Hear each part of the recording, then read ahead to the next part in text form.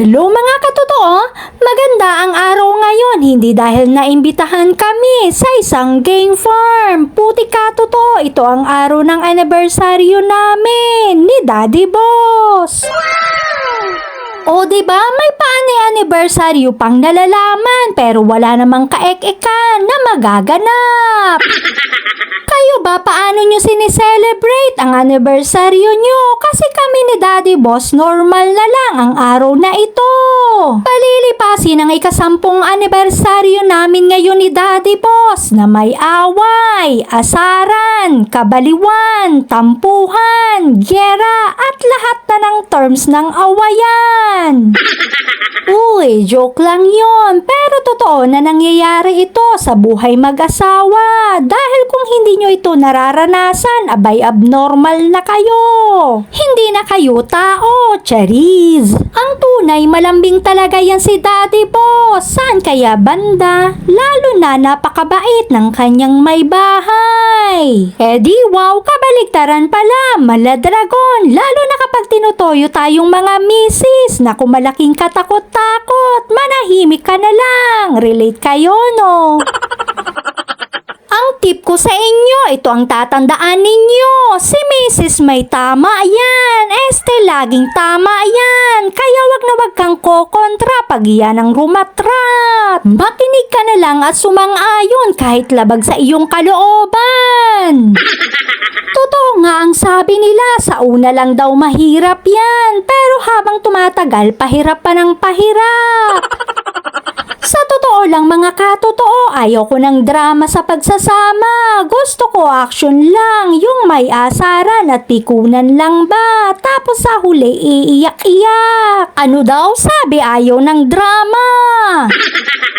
Ayaw ko tapusin ang vlog na ito na pakikiligin ko kayo. Ayaw ko. Basta ayaw ko dahil mauuna pa akong kikiligin sa inyo. Arte, nahiya naman ako. Saan kaya banda? Meron din pala ako noon. Naku mga katotoo, hirap pala gumawa ng vlog tungkol sa aming dalawa ni Daddy Boss. Yung marami akong ikukwento, marami kang gustong sabihin. Basta marami, isang katerbang mga history ng ups and downs namin. Pero naisip ko, wag na lang kasi ngayon pa lang iiyak na kayo at kikiligin ng sobra. Ay, este sukang-suka pala at kung sa Bisaya ang iba dyan, nalawayan runta na. So ayun lamang mga katotoo, ito po ang inyong katotoong Mindorenya, ang pinakamalupit. Oops, wait lang. Ito ang mas malupit, may nakalimutan akong ikwento. May napansin kasi ako dito sa bahay ni na mama at papa, itong drawer na ito. Alam nyo ba kung ano ang laman nito? Syempre hindi pa. Ito lang naman ang aking tukador nung hindi pa ako dala o hindi pa ako dinala ni Daddy Boss. Ano kaya ang kinalaman nito sa istorya namin ni Daddy Boss? O ito, tingnan nyo. Charan! Mga letter as in love letter o mga sulat ng panunuyo sa akin ni Daddy Boss. Oo, sa akin. Alangan namang sa iba. Tsumbagin ko kayo dyan joke.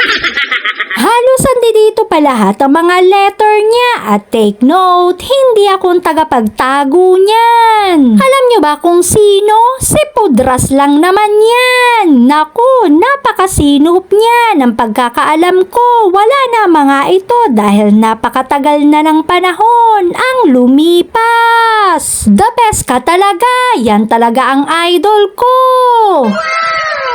Biruin nyo, nung college ako, isang buwan lang kami naging kami ni Daddy Boss. O diba, saklap. At pagkatapos, hiwalay na ng 3 taon, as in wala na kaming komunikasyon. Pero bago kami naghiwalay, ayan ang mga sulat na pinadala ni Daddy Boss. Dahil nga tamad na tamad daw ako sa pagte-text, kaya idinaan na lang sa pagganito. Uy, kinikilig sila. Este ako lang pala ngayon ang kinikilig. Pero hindi noon kasi busy at seryoso ako sa aking pag-aaral. Wedi nga. At nang makatapos nga ng pag-aaral, binalikan niya ako. Di naman kasi ako mahirap hanapin at nandito lang naman ako sa Mindoro. Pero kahit na napakatagal na at taga Batangas siya, puti ka totoo, wala siyang amnesia, pati puso niya, na ako daw talaga ang hinahanap-hanap niya. Char! Aba, syempre, hindi na ako nagpakipot. Di ko na siya pinahirapan. Dahil kung sa hirap lang, sobra-sobra na ang hirap niya sa akin. Oops, haba ng hair. Naging kami ng 5 taon, puro away at hiwalayan pa rin. Pero hindi nanalo si Satanas. Ikinasal kami noong 2013 at nagkaroon ng 2 nagagwapuhang mga inakay. So ayun lamang mga katotoo, and we'll live happily ever after. O diba? Ganyan diba ang ending sa mga kwento na mga ala Cinderella noon? Ika nga ninyong mga katotoo, hindi naman mga Cinderella, mga mukhang mangyan pa din. So ayan na nga, samahan nyo kami mga katotoo na kumain ngayon. Kasama namin ni Daddy Boss ang aking mga katotoong pamilya at tuwing anniversary mas gusto namin nakasama sila. Dahil the family that eats together, more love ang together.